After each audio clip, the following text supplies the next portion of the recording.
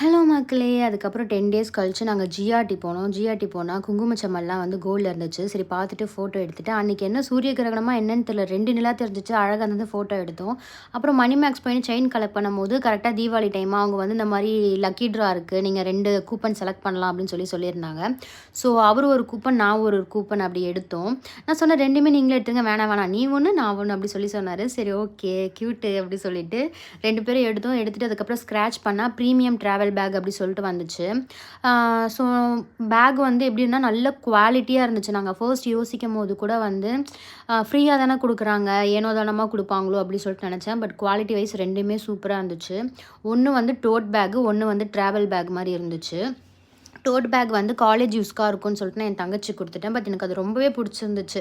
ஏன்னா எனக்கு பைனாப்பிள்லாம் ரொம்ப பிடிக்குமா. ஸோ அந்த பைனாப்பிள் ஃபோட்டோலாம் போட்டு நல்லா இருந்துச்சு அந்த டோட் பேக்கு. இந்த குவாலிட்டி என்னென்னா எப்படி சொல்கிறது, ஒரு காட்டன் மெட்டீரியல் மாதிரி அந்த குவாலிட்டி. நம்ம துவச்சி கூட அதை யூஸ் பண்ணிக்கலாம். அப்புறம் வந்து அது அவளுக்கு காலேஜ் யூஸ்க்கு நல்லா அழகாக இருக்கும் அப்படின்னு சொல்லிட்டு ஸ்டைலாக போட்டு போ, ஃபங்கியாக இருக்கும் டி அப்படி சொல்லி அவளுக்கு கொடுத்தேன். ட்ராவல் பேக் வந்து நான் ஊருக்கு எடுத்துகிட்டு போய் வச்சிடலாம் அப்படி சொல்லி நினச்சேன். அதுக்கப்புறம் பார்த்தா அது ரொம்பவே திக்காக செம்ம குவாலிட்டியாக இருக்கும். ஒரு 20 கிலோ துணியை போட்டு டம்ப் பண்ணி எடுத்தால் கூட அது கிளியவே இல்லை, அந்தளவுக்கு ஸ்ட்ராங்காக இருந்துச்சு. அதுக்கப்புறம் இந்த செயின் தான் நாங்கள் வாங்கினோம் என் தம்பிக்கு.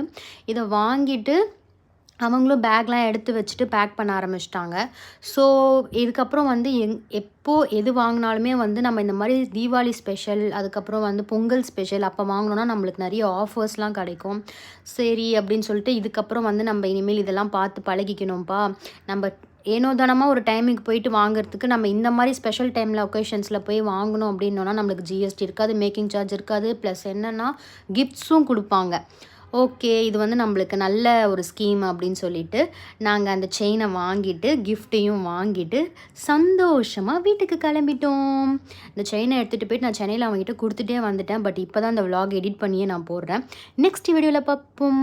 பாய்.